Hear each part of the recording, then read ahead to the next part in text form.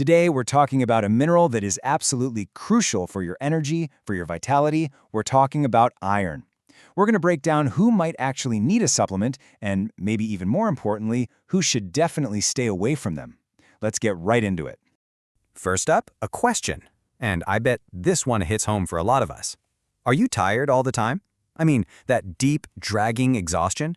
It's one of the most common complaints out there, right? And look, while it could be a million different things, it's also the classic #1 symptom of an iron problem.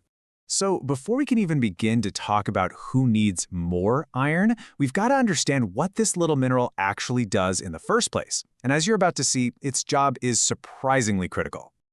Okay, so think of iron as the star employee in your body's oxygen delivery service. It is the key, irreplaceable part of hemoglobin.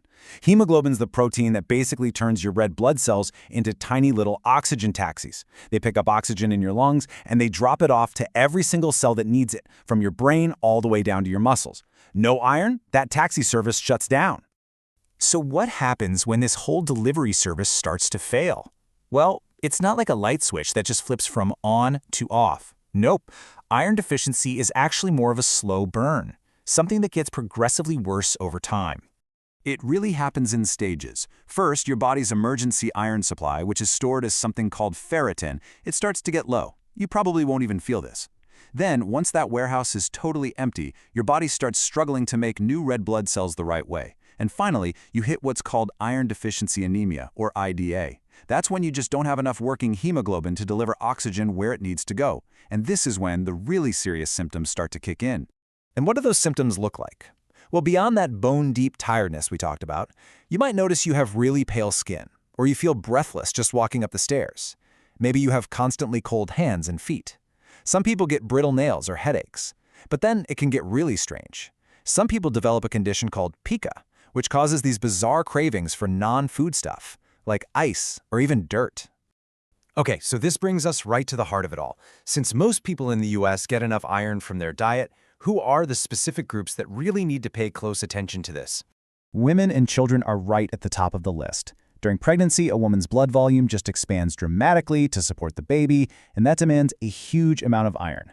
Women with heavy periods are also at a really high risk because, well, blood loss is iron loss. And of course, infants and little kids need a ton of iron to fuel their crazy fast growth and brain development.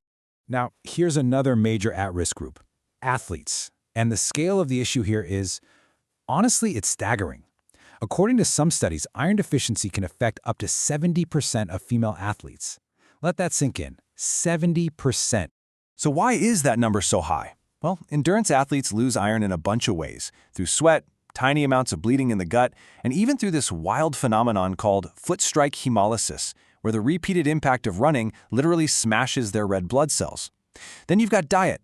Vegetarians and vegans are at a higher risk because the type of iron in plants, it's called non-heme iron, it just isn't absorbed by our bodies as easily as the heme iron you find in meat.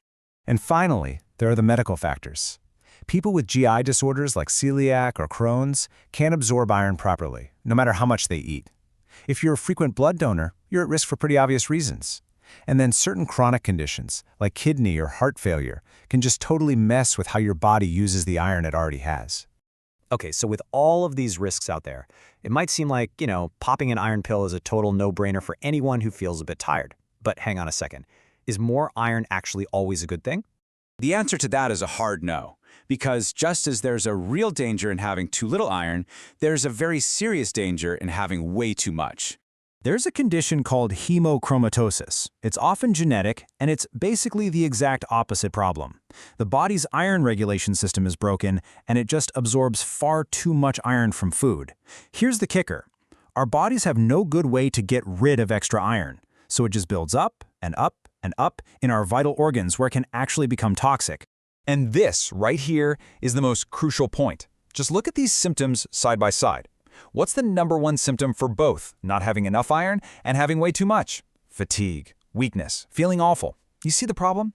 If you just go by how you feel, you could so easily mistake one for the other and make your problem much, much worse. And making that mistake, well, it's incredibly dangerous. If you take iron supplements when you actually have iron overload, you can accelerate severe organ damage. We're talking about permanent, life-changing conditions like liver cirrhosis, diabetes, or even fatal heart problems. So, if too little is bad and too much is bad, how in the world do you find that perfect Goldilocks balance? Well, the answer is actually pretty simple. You don't do it alone. And this slide really nails why getting professional guidance is completely non-negotiable. See, what counts as a low iron level isn't just one single number. A ferritin level that might be totally fine for a healthy adult could be seriously deficient for a pregnant woman. And an elite athlete? They might need an even higher level to perform at their best. It is all about context. If you take one thing away from this entire explainer today, let it be this. Trying to manage your iron based on how you feel is just a risky guessing game. The only safe, effective way to know what's really going on inside your body is through a simple blood test and a conversation with your doctor.